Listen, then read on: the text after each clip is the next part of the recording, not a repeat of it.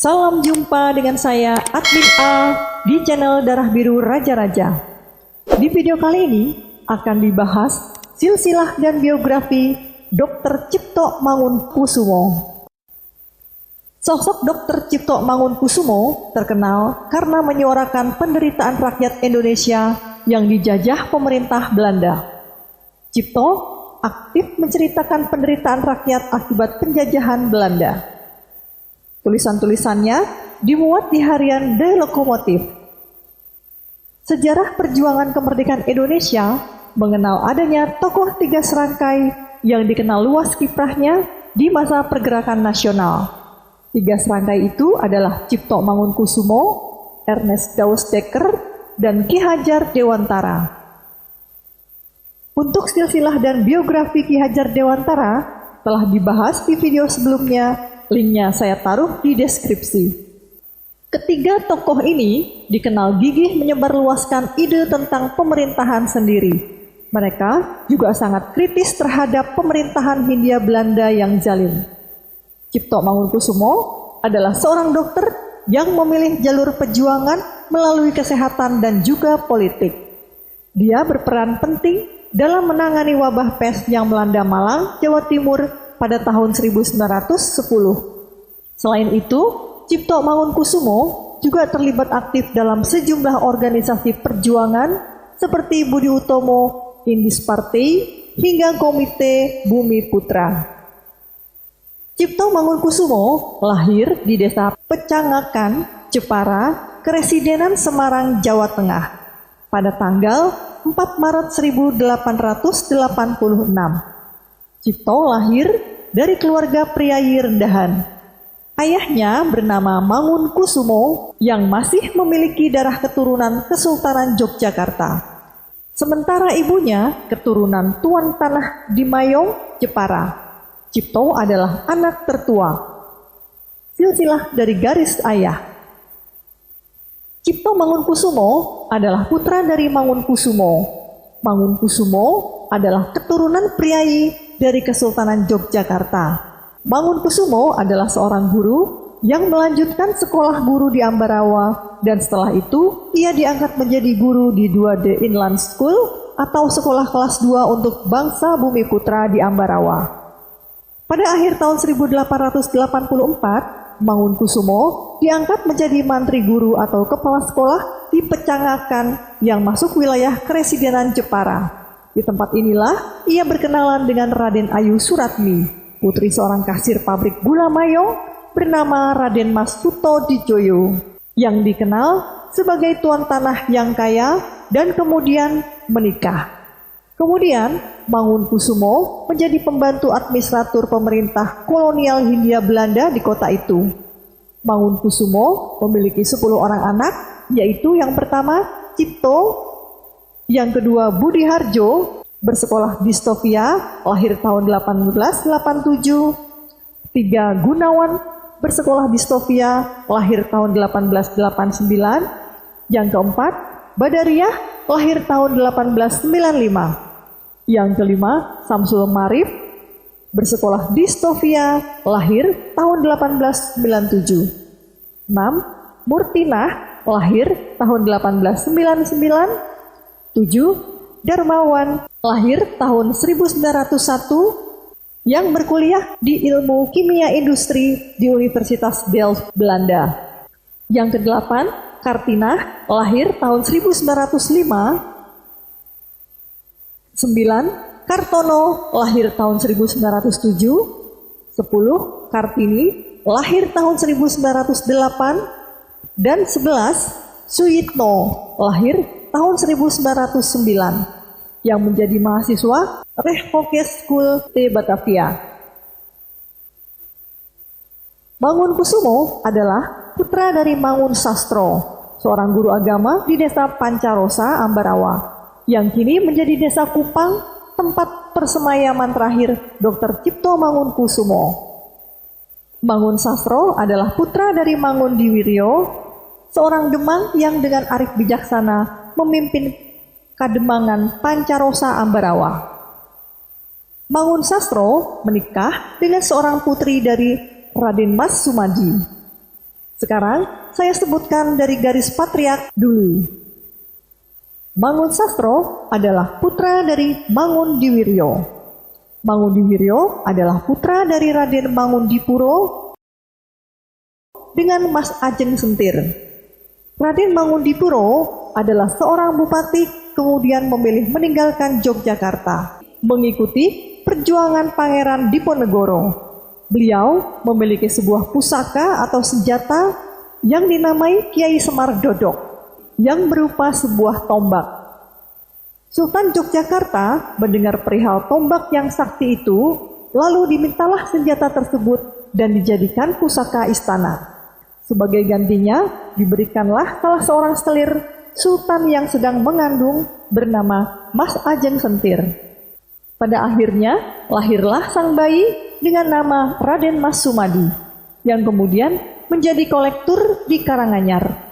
Karena dia dapat menangkap seorang penjahat bernama Gama Wijaya atau Geger Puja, ia kemudian diangkat menjadi Bupati Ngambal selama 1 keturunan. Mangundipuro dikubur di Wonosalam atau Ungaran yang menurut cerita suatu tempat yang angker. Sekarang saya sebutkan dari garis matriark, yaitu Mangunkusumo merupakan putra dari Mangun Sastro yang menikah dengan putri dari Raden Mas Sumadi. Raden Mas Sumadi adalah putra dari Sultan Hamengkubuwono keempat atau Gusti Raden Mas Ibnu Jarot yang menikah dengan Mas Ajeng Sentir. Silsilah dari garis ibu. Ibunya Cipto bernama Raden Ayu Suratmi.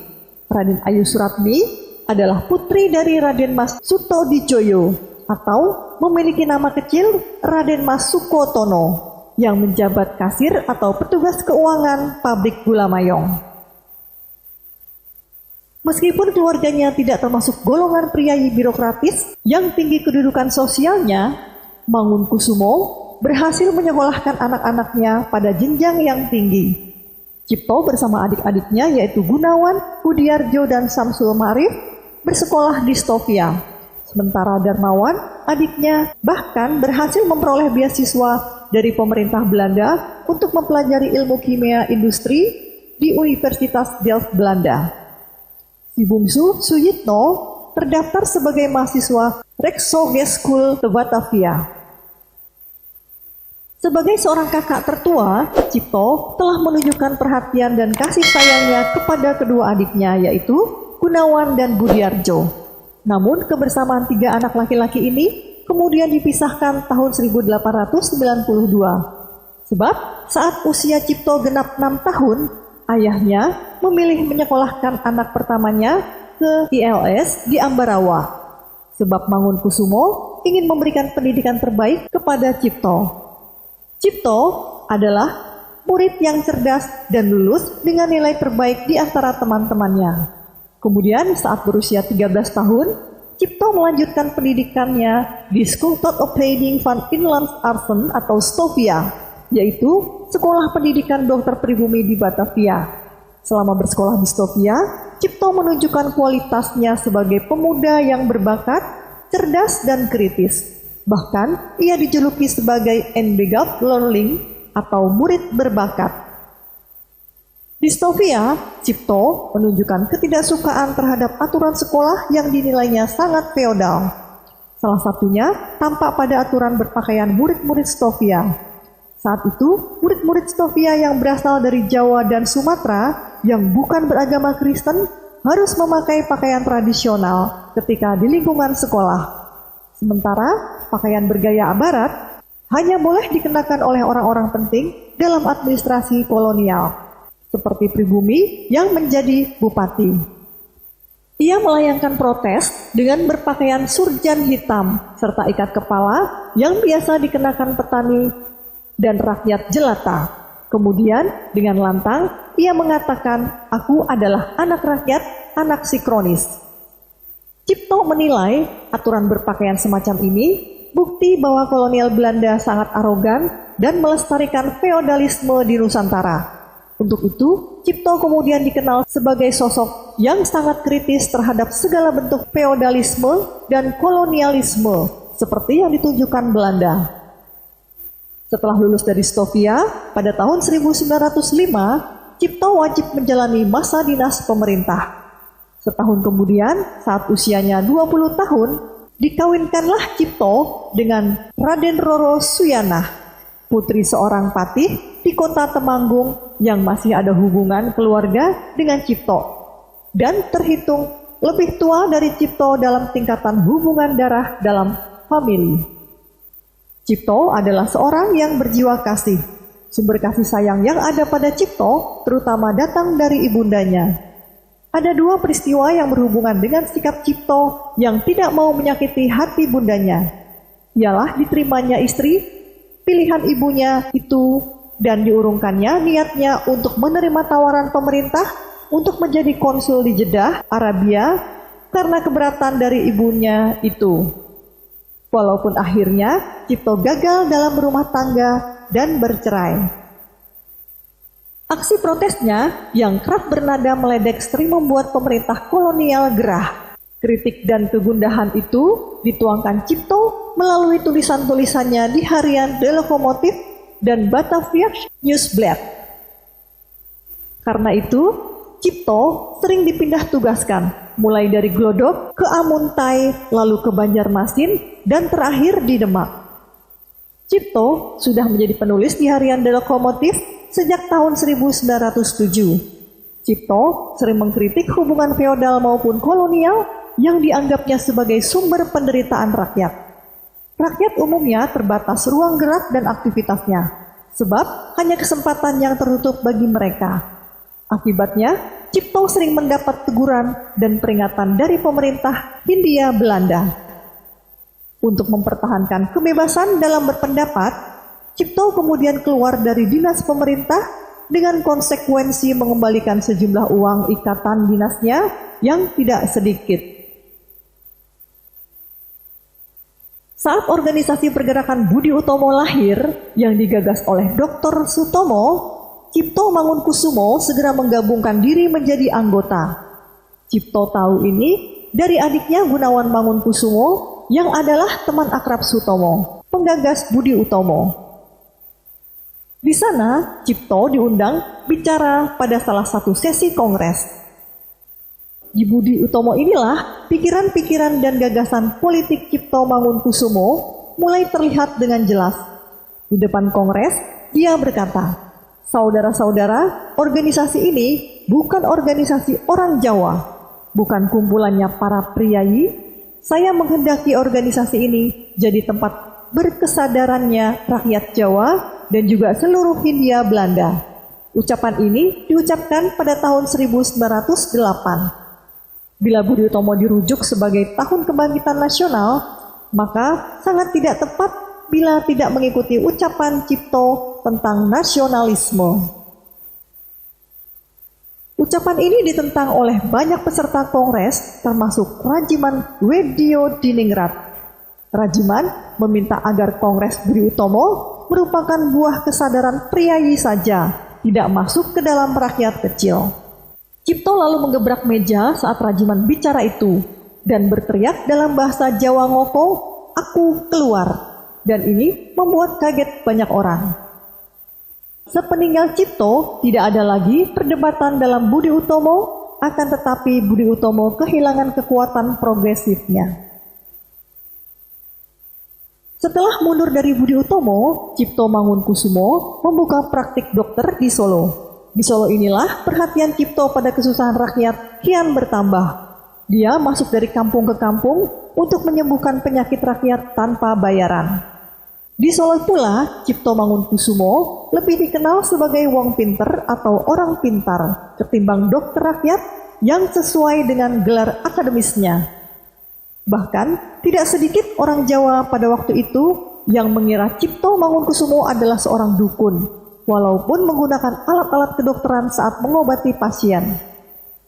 Sore hari, Cipto senang jalan-jalan ke alun-alun. Ia kadang-kadang menggunakan bendinya.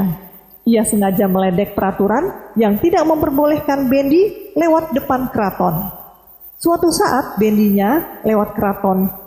Sunan Pakubuwono X sedang duduk-duduk. Sang Sunan kemudian langsung berdiri dan bertanya kepada abdi dalamnya, "Siapa itu naik bendi?" Kemudian abdi dalamnya menjawab, "Dr. Cipto Sinuwun." Sunan langsung menggerutu. Tetapi Sunan tidak mau berbuat apa-apa. Ia tahu Cipto ini adalah orang pintar dan Sunan suka dengan orang-orang pintar. Ia kerap menyekolahkan abdi dalamnya untuk sekolah ke Batavia, termasuk Purbacaraka yang kelak jadi ahli bahasa Jawa kuno. Pada tahun 1910, suatu pagi di rumahnya, Cipto membaca koran tentang wabah pes di Malang. Saat itu, wabah pes sangat luar biasa. Penyakit ini disebabkan oleh kutu tikus. Saat itu, wabah ini susah ditangani karena sarana kesehatan dan alat kedokteran yang minim. Cara tradisional adalah membakar orang yang mati kena pes dan juga membakar rumahnya. Cipto datang ke Malang dan ia mendengar tidak ada satupun dokter yang berani ke Malang. Kondisi ini diperparah dengan jiwa rasisme dokter-dokter Belanda yang tidak mau dikirim ke Malang dengan alasan jijik dan takut tertular. Cipto dengan sepenuh jiwa mengobati para korban pes yang mayoritas masyarakat pribumi. Selama menangani wabah pes di Malang ini, Cipto senantiasa keliling ke pelosok-pelosok. Aksinya mengobati pasien ini dilakukan tanpa menggunakan masker atau penutup hidung sama sekali. Berhadapan dengan para pasien pes, Cipto menunjukkan sifat budi luhurnya. Ia menangani pasien dengan penuh welas asih, rasa kemanusiaan, dan penuh dedikasi. Ia sendirian menantang maut. Orang yang terkena air liur dari penderita akan tertular. Cipto berani bekerja tanpa masker. Suatu saat, ia mendengar ada anak yang sakit parah dan ibunya sudah mati dan rumahnya dibakar. Cipto langsung membongkar rumah dan mencegah membakar. Ia menggendong anak itu tanpa rasa takut dan dengan telaten mengobatinya. Hingga akhirnya usaha Cipto berhasil. Anak itu bisa sembuh dari pes, namun sudah yatim piatu karena kedua orang tuanya meninggal akibat pes. Maka Cipto memutuskan untuk mengangkat bayi kecil itu sebagai anaknya dan memberikan nama Pesyati. Meski anak angkat, namun Cipto sangat menyayangi Pesyati. Cipto juga menyekolahkannya secara layak. Sepanjang hidup, Pesyatilah yang merawat Cipto. Tuhan selalu memberikan hadiah perbuatan baik dibalas jauh lebih baik. Keberanian Cipto Mangunkusumo dalam menangani wabah pes di Malang membuat pemerintah Belanda Ratu Wilhelmina pada tahun 1912 menghadiahi Cipto bintang jasa tertinggi yang bernama Orde van Orange Nassau atau kerap disebut Ridderorde. Awalnya Cipto menerima, tetapi setelah ia tahu ternyata pemerintah Hindia Belanda hanya bisa omong saja, Cipto menaruh bintang jasa itu di bokongnya. Dengan bintang jasa di bokong, ia ke Batavia untuk mengembalikannya. Wartawan banyak memotret dan membuat headline olok-olok untuk pemerintah. Seorang Jawa berani taruh hadiah raja di bokongnya. Pemerintah Hindia Belanda jelas marah, tetapi tidak berani ambil tindakan. Meskipun demikian, Cipto tetap bertahan dalam dunia politik. Perhatiannya kepada politik pun semakin bertambah setelah dia bertemu dengan Ernest Dawes Dekker atau Danu Dirja Setiabudi dan Suwardi Suryaningrat kelak bernama Ki Hajar Dewantoro, mendirikan partai paling progresif Indisi Partai pada tanggal 25 Desember tahun 1912. Mereka kemudian disebut sebagai Tiga Serangkai. Partai ini menjadi corong kuat melawan pemerintah Hindia Belanda. Cipto sendiri masuk jadi wartawan harian The Express dan majalah Tijdschrift milik Dawes Dekker. Karena dianggap radikal, pada Maret 1913, Indisi Partai dilarang pemerintah. Pada November 1913, Belanda memperingati 100 tahun kemerdekaannya dari Prancis. Peringatan tersebut diadakan secara besar-besaran di Hindia Belanda. Bagi Cipto, perayaan tersebut menjadi sebuah penghinaan terhadap rakyat Bumi Putra yang sedang dijajah. Cipto bersama Suwardi kemudian mendirikan Komite Perayaan 100 Tahun Kemerdekaan Belanda dengan nama Komite Bumi Putra.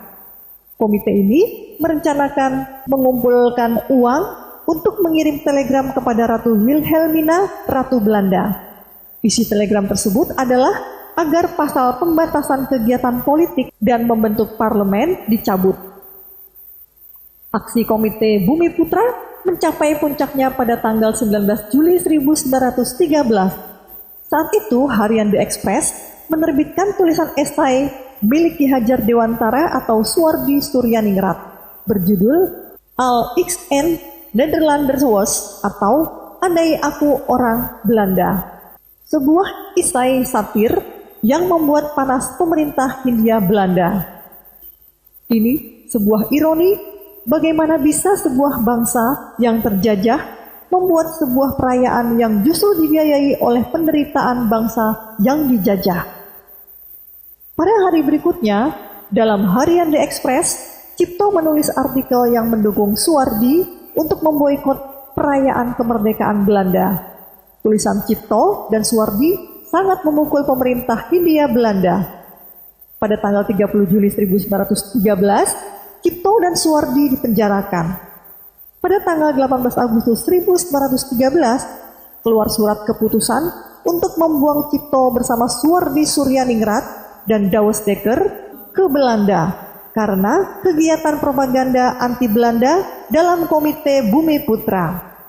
Selama masa pembuangan di Belanda, bersama Suwardi dan Douwes Dekker, Cipto tetap melancarkan aksi politiknya dengan melakukan propaganda politik berdasarkan ideologi Indisi Partai. Mereka menerbitkan majalah The Indier yang berupaya menyadarkan masyarakat Belanda dan Indonesia yang berada di Belanda akan situasi di tanah jajahan. Majalah The Indier menerbitkan artikel yang menyerang kebijaksanaan pemerintah Hindia Belanda. Kehadiran 3 pemimpin tersebut di Belanda ternyata telah membawa pengaruh yang cukup berarti terhadap organisasi mahasiswa Indonesia di Belanda. Indisi Vereniging pada mulanya adalah perkumpulan sosial mahasiswa Indonesia sebagai tempat saling memberi informasi tentang tanah airnya. Akan tetapi, kedatangan Cipto, Suwardi, dan Douwes Dekker berdampak pada konsep-konsep baru dalam gerakan organisasi ini. Konsep Hindia bebas dari Belanda dan pembentukan sebuah negara Hindia yang diperintah rakyatnya sendiri mulai dicanangkan oleh Indisi Vereniging. Pengaruh mereka semakin terasa dengan diterbitkannya jurnal Indisi Vereniging, yaitu Hindia Putra pada tahun 1916.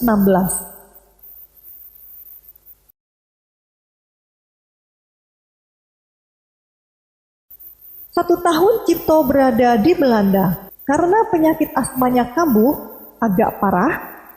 Pada tahun 1914, Cipto diizinkan kembali ke Solo. Sejak saat itu, Cipto bergabung dengan Insulin, perkumpulan yang menggantikan Indisi Partai. Sejak itu, Cipto menjadi anggota pengurus pusat Insulin untuk beberapa waktu dan melancarkan propaganda untuk Insulin, terutama di daerah pesisir utara Pulau Jawa.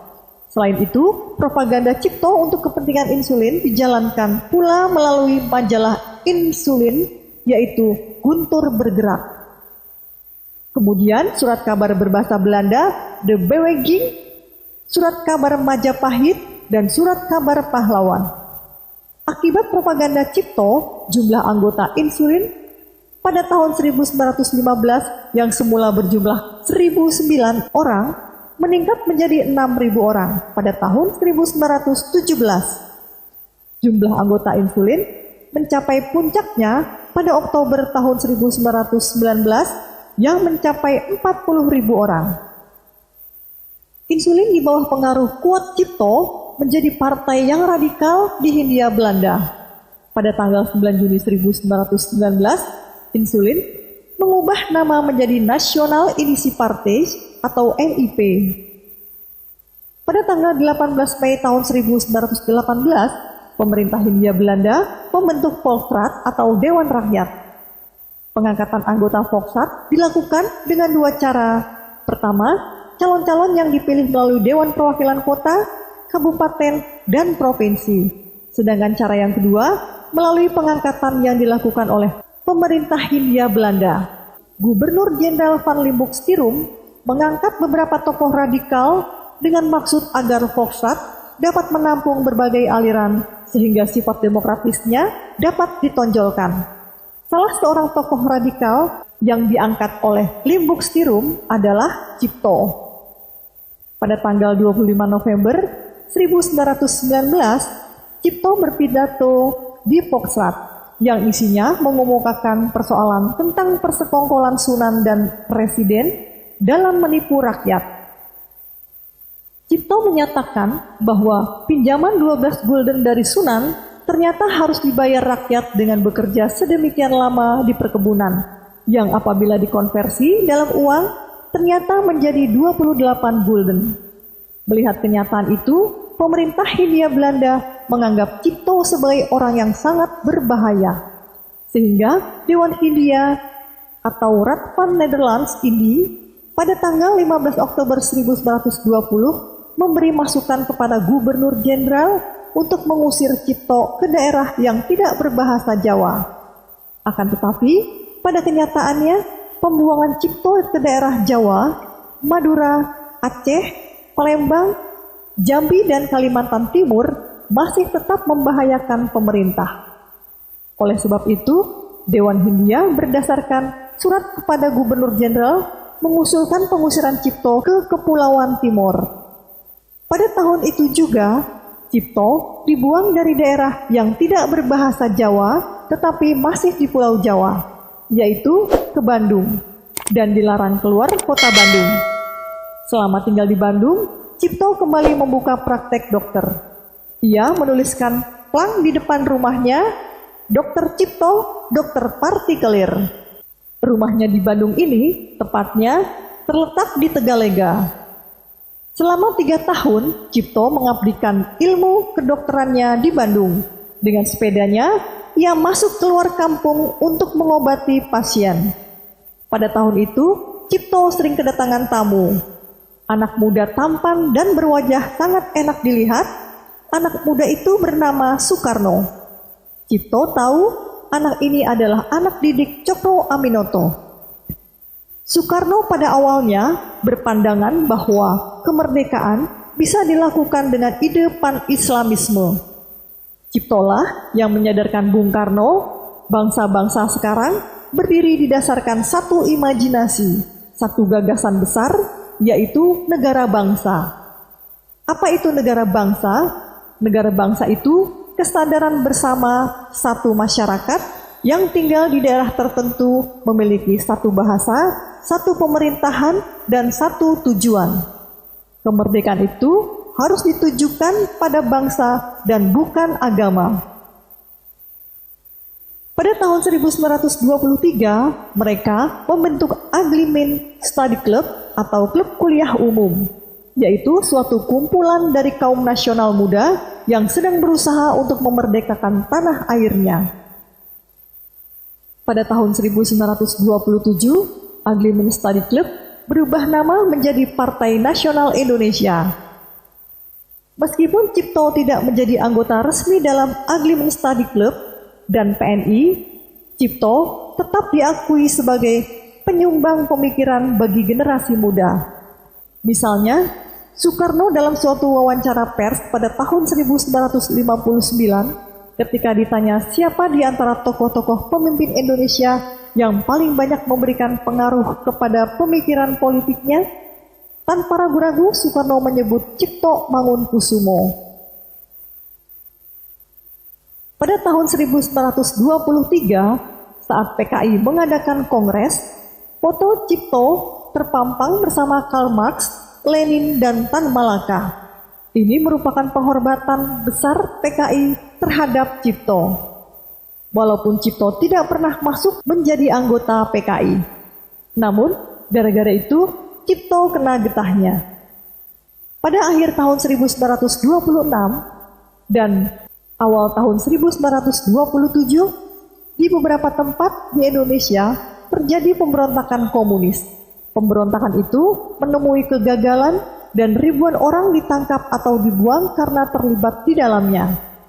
Dalam hal ini, Cipto juga ditangkap dan didakwa turut serta dalam perlawanan terhadap pemerintah. Hal itu disebabkan suatu peristiwa. Ketika pada bulan Juli tahun 1927, Cipto kedatangan tamu seorang militer pribumi yang berpangkat kopral dan seorang kawannya. Kepada Cipto, tamu tersebut mengatakan rencananya untuk melakukan sabotase dengan meledakkan persediaan mesiu.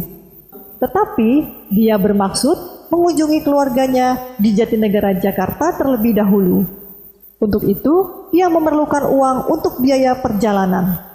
Cipto menasehatkan agar orang itu tidak melakukan tindakan sabotase. Dengan alasan kemanusiaan, Cipto kemudian memberikan uangnya sebesar 10 gulden kepada tamunya. Setelah pemberontakan komunis gagal dan dibongkarnya kasus peledakan gudang mesiu di Bandung, Cipto dipanggil pemerintah untuk menghadap pengadilan karena dianggap telah memberikan andil dalam membantu anggota komunis dengan memberi uang 10 gulden, dan diketemukannya nama-nama kepala pemberontakan dalam daftar tamu Cipto. Dengan alasan membantu seorang anggota komunis, Cipto dijatuhi hukuman pembuangan menurut putusan pemerintah pada tanggal 6 Desember 1927, yaitu ke Banda Neira. Cipto diantarkan ke stasiun tengah malam. Namun, Bung Karno sudah menunggu. Bung Karno adalah satu-satunya orang politik yang mengantarkan Cipto. Ia menciumi tangan Cipto sambil menangis. Cipto memegang bahu Bung Karno dan berkata, "Ingat No, nasionalisme bukan pan-islamisme," kata Cipto sambil menepuk-nepuk bahu Soekarno. Bung Karno yang saat itu baru saja mendirikan Partai Nasional Indonesia terus memegangi bahu Cipto. Cipto akan dibawa dengan kereta api cepat dari Bandung ke Surabaya untuk terus berlayar ke tempat pembuangan. Sebelum berangkat, Cipto pernah mengajukan permintaan supaya berangkat melalui Semarang agar dapat menjumpai orang tuanya yang sudah lanjut usia pada waktu itu. Mula-mula tidak diperkenankan, tetapi kemudian diperkenankan asal Cipto mengajukan permintaan lagi. Untuk itu, Cipto menolaknya dengan berkata, "Saya tidak sudi minta kedua kali." Terpaksalah kedua orang tuanya itu pergi ke Solo dan menemui putranya di stasiun. Pertemuan ini sudah barang tentu berlangsung dalam waktu yang sangat singkat. Walaupun rencana pembuangan Cipto ini telah diatur dengan rapi dan secara diam-diam, tetapi segera kaum nasionalis Indonesia dapat mendengar dan mengetahuinya. Sesampainya di Surabaya, sudah banyak yang datang untuk menyambut, antara lain Dr. Sutomo. Tetapi pemerintah Belanda melarang diadakannya pembicaraan politik.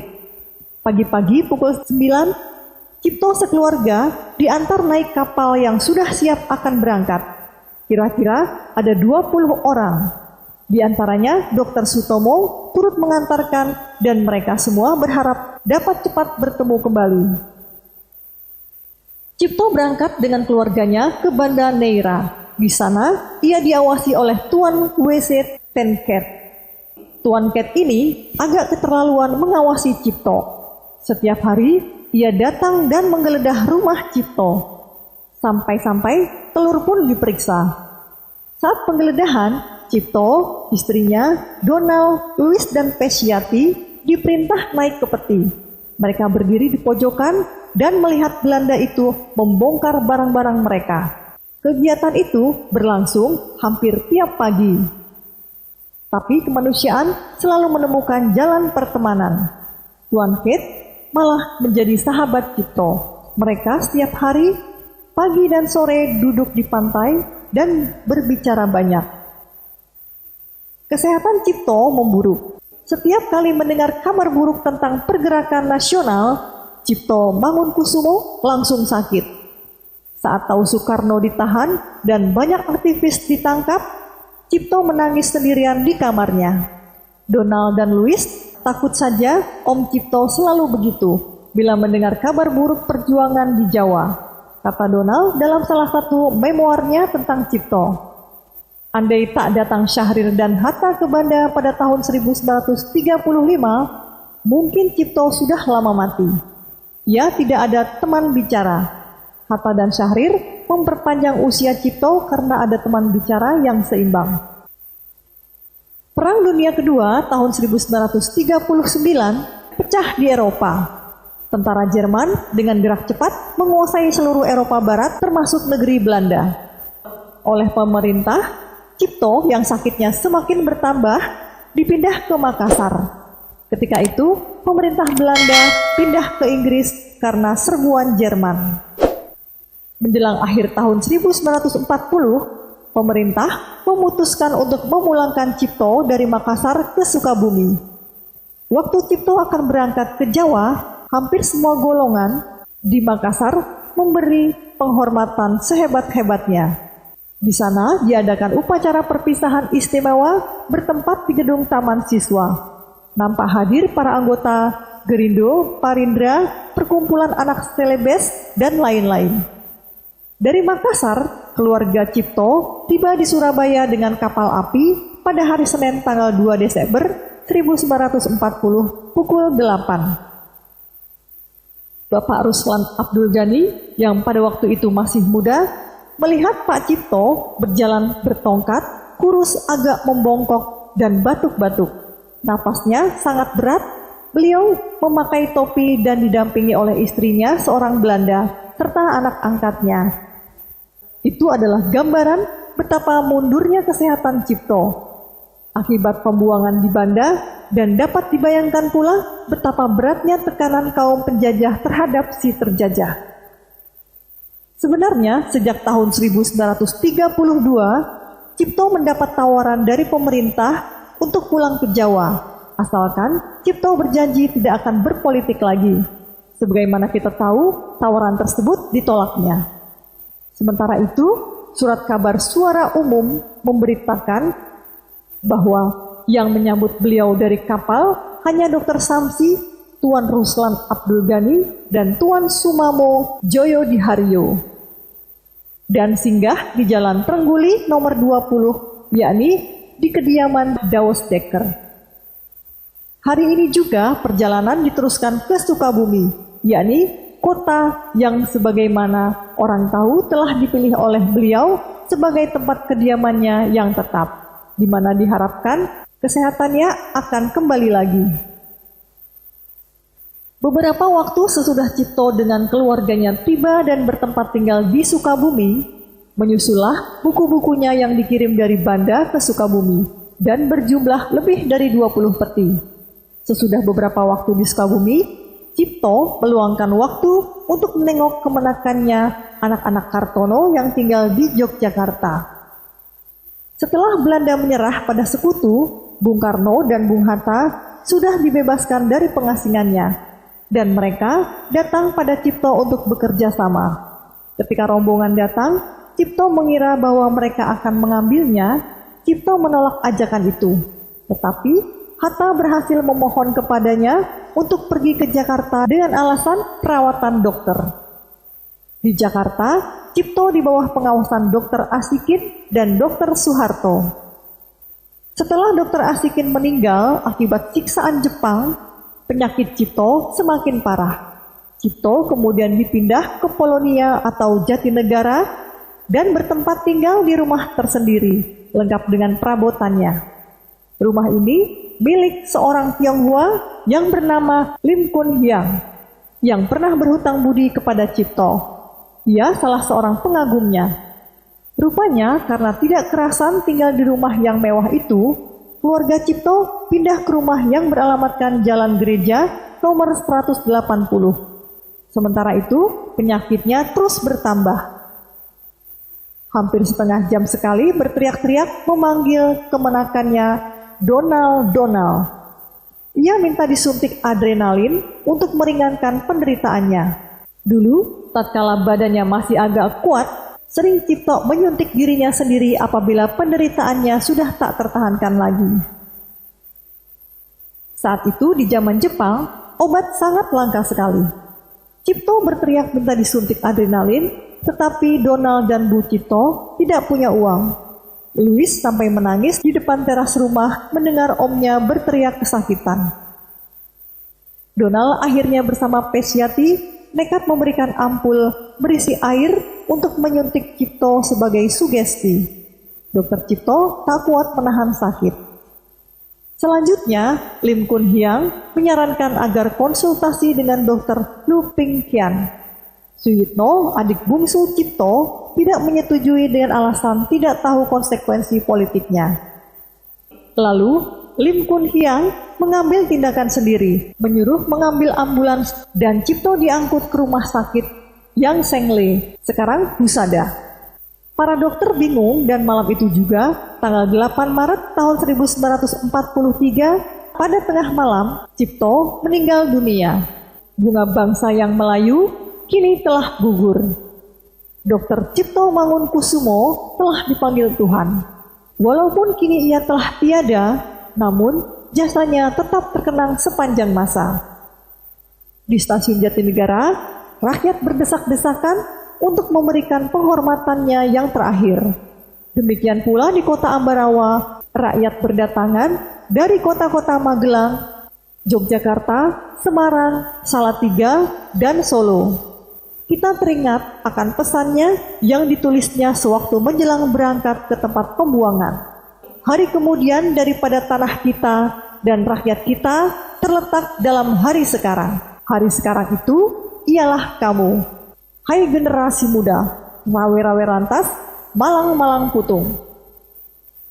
Dr. Cipto Mangunkusumo dimakamkan di Taman Makam Pahlawan Ambarawa, Semarang, Jawa Tengah. Itulah kisah Dr. Cipto Mangunkusumo, penggagas Indonesia Raya, orang yang menyadarkan Bung Karno tentang arti sebuah bangsa. Dia rela hidup susah demi rakyat.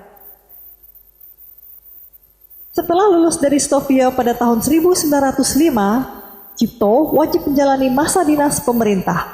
Setahun kemudian, saat usianya 20 tahun, dikawinkanlah Cipto dengan Raden Roro Suyanah, putri seorang patih di kota Temanggung yang masih ada hubungan keluarga dengan Cipto, dan terhitung lebih tua dari Cipto dalam tingkatan hubungan darah dalam famili. Namun, akhirnya bercerai.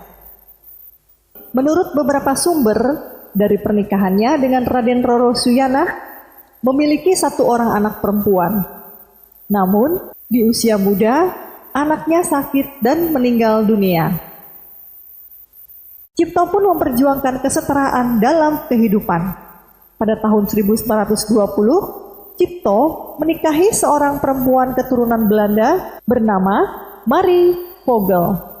Marie Vogel adalah seorang pengusaha batik. Ia juga anggota organisasi insulin. Seperti diketahui, Cipto Mangunkusumo pada Agustus 1914 mendirikan insulin untuk menggantikan Indisi Partai yang dibubarkan oleh pemerintah kolonial Belanda.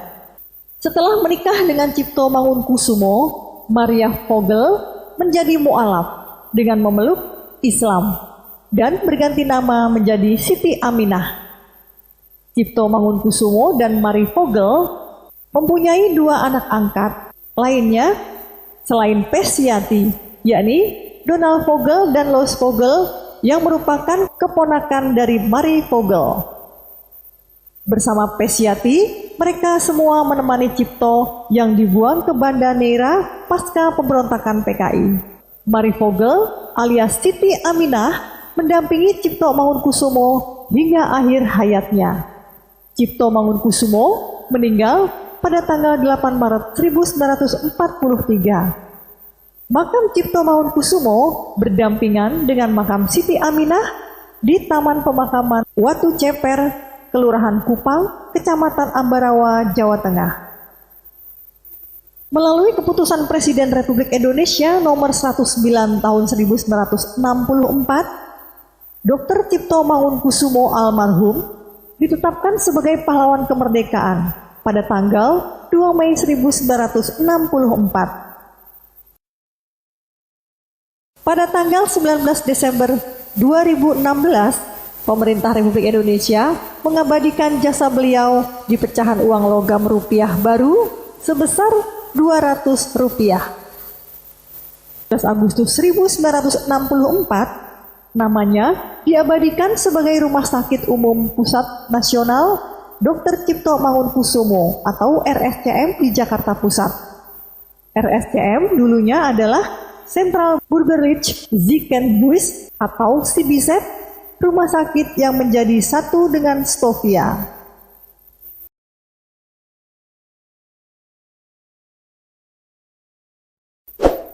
Demikianlah silsilah dan biografi Dr. Cipto Mangunkusumo yang dapat disampaikan. Semoga bisa menambah wawasan sejarah bagi yang menonton video ini.